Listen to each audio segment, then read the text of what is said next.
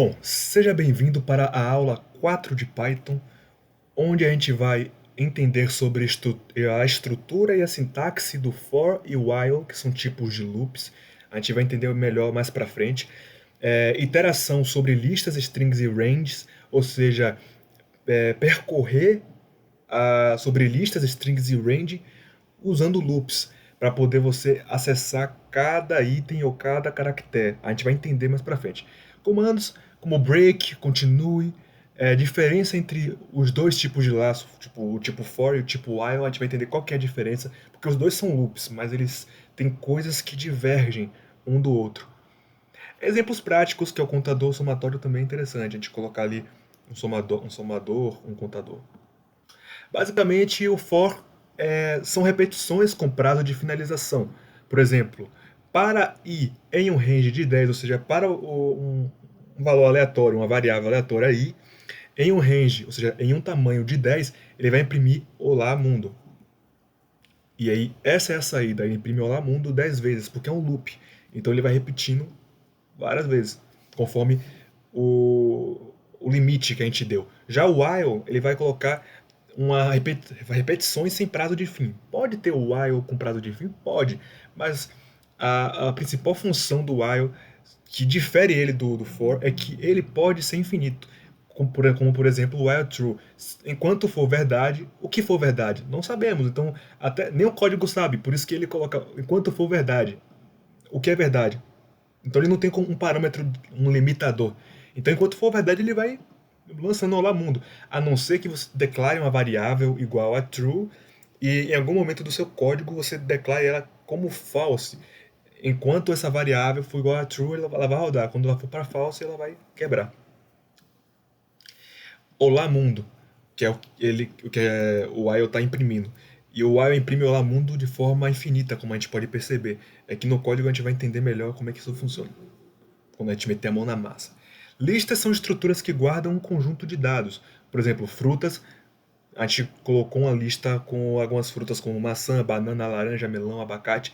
E para frutas, em frutas a gente vai printar a fruta que a gente quer. Então basicamente ele pega o item da lista e imprime na tela. Basicamente isso é o que a conjunção em faz juntamente com for. E ele imprime maçã, banana, a gente vai entender melhor mais pra frente. Só tô dando uma pincelada pra gente ter uma noção, uma base de como a gente entender todo esse contexto. Iteração é loop, né? Tô falando a palavra iteração, mas iteração sempre significa que é um loop ali, né? Do código. Iteração sobre uma string. É possível percorrer toda uma string usando um loop. Então, o código ele trata a string como se fosse uma lista. Então, basicamente, a gente pode imprimir essa lista de letras, essa lista de caracteres, como se fosse uma lista mesmo. Então, para caractere, em palavra, ele vai imprimir cada caractere. Basicamente isso. E lembrando que a palavra caractere é uma variável qualquer, que também a gente poderia chamar de i, j, p, olá mundo. A gente poderia, sei lá, blá blá blá, não importa. A caractere é só para poder ficar bonitinho e fazer contexto. Aí ele imprimiu bonitinho olá mundo. Um range é a definição de quantidade de vezes que o loop ocorrerá. Por exemplo, o i em um range de 10. Ele vai imprimir o i, que vai ser o valor numérico. E nas linguagens de programação, geralmente o range começa em 0 e vai até 9. Porque o 0 é contado como 1. Então seria 0, 1, 2, 3, 4, 5, 6, 7, 8, 9. Então ele conta o 0 e forma 10 itens. Então ele vai contar aqui, ó. 0, 1, 2, 3, 4, 5, até o 9. Basicamente isso. Aqui em break, ele interrompe o comando conforme a decisão do usuário. Nesse caso, a gente colocou um limitador que se o i for igual a 5, ele vai quebrar o código e acabou, finalizou o loop, e ele não vai imprimir mais o 6, o 7, o 8, o 9, que tem adiante. Vai ficar assim.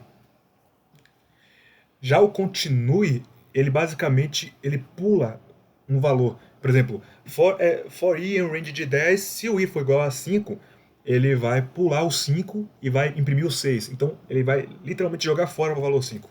Como a gente pode ver aqui, ó, 0, 1, 2, 3, 4, ele jogou fora o valor 5 e foi 6, 7, 8, 9. É como se ele pulasse a iteração, tipo, essa iteração não existe a partir daqui. É basicamente isso. Aí ele passa para a seguinte iteração. Na prática a gente vai entender melhor esse conteúdo, né? Vamos lá agora meter a mão na massa, na nossa aula 4. Vamos começar com for i and range de 10. Aí a gente quer fazer o quê? A gente quer imprimir o print olá mundo. Então a gente está querendo imprimir o print olá mundo 10 vezes. Esqueci que não precisa de ponto e vírgula, que tem outras linguagens que a gente utiliza ponto e vírgula. E aí você vê que ele imprimiu 10 vezes olá mundo. Se a gente quiser, o i ele está representando um número. Se a gente quisesse colocar o i aqui como um valor numérico ali, só para poder a gente saber em qual a gente está iterando, né? A gente poderia colocar assim, ó. 0, 1, 2, 3, 4. Se a gente quiser corrigir esse valor, esse erro que o i dá, que começa em 0, que não é um erro, é basicamente a forma que a linguagem se expressa. A gente poderia colocar o i mais 1. Vai imprimir 1, 2, 3, 4, 5, 6, 7, 8, 9, 10. Então ele colocou ali. É só uma forma de a gente expressar. O i, então, ele vai pegar os valores dentro desse range e você pode utilizar ele dentro do seu código. Basicamente é isso.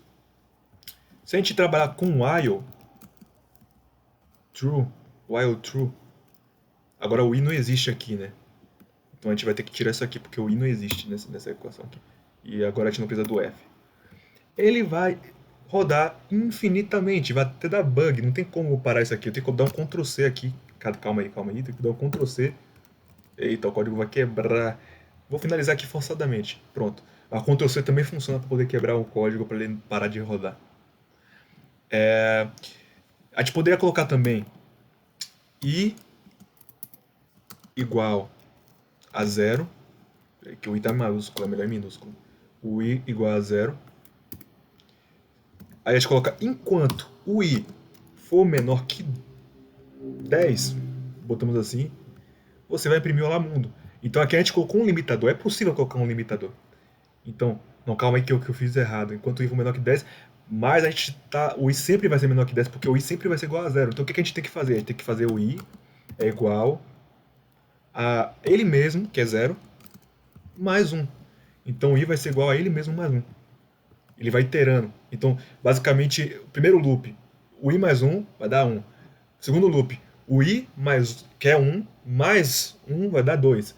O i que vai ser 2, mais 1 vai dar 3. O i que vai ser 3, mais 1 vai ser 4. Então ele vai iterando. Quando ele chegar em 10, ele vai chegar aqui. O i é menor que 10? Não é menor. Ele é igual a 10. Então a gente quebra o código e acabou o loop, né? Basicamente é isso. A gente pode abreviar isso aqui da seguinte forma, que é a mesma coisa, só que a gente pode escrever i mais igual a 1.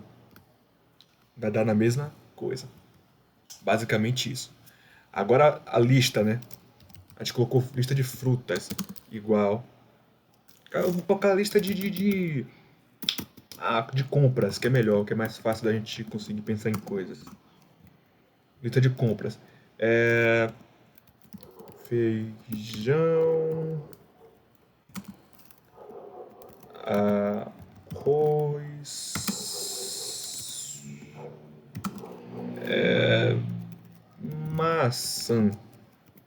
maçã. A gente pode fazer o seguinte: para frutas, para fruta ou compra, né? Para produto, vamos colocar para produto em compras. A gente vai fazer o print produto. Não sei porque eu coloquei produto, mas produto é só. Poderia ser qualquer nome aqui, para, sei lá, item, para item. Vou colocar item só para poder mostrar que não tem coisa aqui, é só um valor aleatório mesmo. Feijão, arroz, maçã. Ele vai imprimir tudo que está aqui dentro. Eu poderia colocar i como cometer, né? Um i, um j, um k, valor aleatório, blá blá blá. Não indifere. É que item fica mais intuitivo. Ok. Agora, iterando sobre palavras. Palavra igual a mundo, por exemplo. Para caractere, que poderia ser qualquer nome, como eu comentei, em palavra, você vai printar o caractere específico. Então ele vai soletrar. porque ele trata a palavra como se fosse uma lista, basicamente. E aqui, para ir em um range, para poder te representar o que a gente estava querendo ver na outra questão lá. Para ir em um range de 10, você vai printar o i, ou seja, vai printar números. Isso aqui é aquele negócio que a gente viu nos slides, né? 0, 1, 2, 3, 4, 5, 6, 7, 8, 9. E o que a gente viu um pouco na nossa primeira execução ali, né? Primeira tentativa de. Primeira amostragem do que é. A gente vai agora incrementar de uma forma diferente. Vamos colocar aqui, ó. Print i. Se o i ele for igual a 5, você vai ter que break, vai ter que quebrar o código. Então é um limitador. Quando ele chega em 5, ele quebra. Agora a gente pode fazer diferente, se a gente for utilizar o continue, né? Se o i for igual a 5, você vai colocar um continue, ou seja, ele vai parar ali a iteração e vai começar a próxima. Print i, basicamente. 0, 1, 2, 3, 4, 5, até 9. Só que ele pulou 5. Ele pulou 5, porque o 5 tá... Vamos colocar assim, se for igual a 5, ou i for igual a 7, você vai pular. Então ele vai pular o 5 e o 7. 5 e 7. Eu poderia colocar i ou é igual... Ou, no caso, o i igual a 9, ele vai pular todos esses valores. E pode ir daí em diante, né? Vai ser n valores. Agora vamos brincar um pouquinho mais com isso. Um contador, vamos brincar com um multiplicador. Quando a gente multiplica valores dentro de um loop, a gente tem que saber que o valor inicial tem que ser igual a 1, pelo menos. Porque se for igual a 0, sempre vai dar 0. Vamos dar um exemplo aqui prático. Contador 1. A gente precisa de contador para poder trabalhar em certas ocasiões no nosso código, talvez para fazer uma gambiarra aleatória, o que não é muito ideal, mas acontece. Para ir em um range de 10, pode ser de 10, pode ser de 10. Para ir em um range de 10, contador multiplicado igual a 10. Contador igual a 1. Eu vou colocar vezes igual a i. Então ele vai basicamente ir multiplicando. Vai ir daqui em diante multiplicando. E print contador. Ele vai basicamente pegar o valor 1, vai multiplicar por 1, por 0. Ele vai pegar... Na verdade, se a gente começar por 0, vai ser ruim, né? Tem que ser o i mais 1, porque senão vai zerar a equação antes de começar. Então, contador vezes igual a i mais 1. A gente imprime o contador. Então, basicamente, ele imprimiu 1, porque o valor era 1, 1 vezes 1 é igual a 1. Aí, quando o valor ficou como 2, 2 vezes 1 vai ser igual a 2. Aí, depois, quando o valor for igual a 3, 2 vezes 3, 6. Aí, quando o valor foi igual a 4, 4 vezes 6 deu 24. E aí foi indo. Então, basicamente, é uma forma de iterar. Se a gente for fazer esse tipo de operação, a gente tem que sempre tentar ver se o valor não vai zerar. Porque se zerar, isso pode acabar complicando a sua vida. Você acabar achando que está errando em algum outro ponto, mas é só no contador mesmo, né? No somador, a gente colocar como 0, assim, ó. Como 0. Porque o somador a gente não precisa multiplicar, a gente não precisa saber se, né? É ou não é. É um valor, enfim, que não vai zerar. Mais igual a i. Ele vai somar. Ele vai somar um por um e vai indo. Basicamente é isso. Dá pra brincar, tipo, para. Vamos criar Vamos pensar aqui. Ah, tem uma coisa que eu achei interessante, que é bom a gente saber.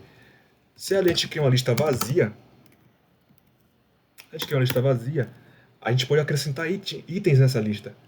Lista.append um item. Maçã.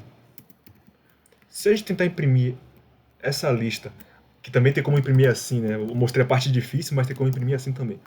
Se a gente imprimir a lista antes, ela vai estar vazia. Se a gente imprimir a lista depois, vamos imprimir a lista depois de ter incluído a maçã. Ela vai ter a maçã ali dentro. Basicamente isso. Se eu quiser criar uma lista com N caracteres, por exemplo, vamos brincar aqui, ó, pensando em ideias. Para ir em um range de 100, calma aí que eu fiz um erro. Para ir em um range de 100, eu quero que você pegue a lista e acrescente, né, append, coloque dentro da lista o valor de i, basicamente. E depois imprima a lista no final de tudo. Então ele vai imprimir uma lista com 100 caracteres, porque ele foi iterando e colocando o valor de i dentro da lista. Se eu colocasse aqui, ó, o print aqui dentro, daria para ver claramente, ou calma aí que eu, daria para ver claramente esse valor crescendo na prática. Então basicamente você vê, ele colocou o 0, colocou o 1, colocou o 2, então o i foi assumindo valores e esses valores foram entrando dentro dessa lista. Olha lá. E isso foi até 100. Quando chegou aqui no final, ele fechou 100. Um desafio para vocês: criar um código que calcule o valor fatorial de um valor qualquer. Um exemplo, né? O que é um valor fatorial? Fatorial seria print, seria, por exemplo, 4 fatorial. Vou colocar até aqui o símbolo do fatorial. Vou colocar em hashtag. 4 fatorial seria 4 vezes 3 vezes 2 vezes 1. Porque seria o número menos 1. Então, se fosse o fatorial de 7, por exemplo, vamos colocar o fatorial de 7. Seria 7 vezes os anteriores a ele, 6 vezes 5, isso para qualquer número. Então, eu quero que vocês calculem, criem um código que faça isso sem precisar criar manualmente. Isso aqui é uma ideia interessante de vocês conseguirem adquirir o conhecimento na prática e de forma que fique mais claro, né? É um desafio interessante e eu acredito que vocês conseguem. Qualquer dúvida, coloque nos comentários, eu estarei aí resolvendo, ajudando. E é isso, por hoje é isso.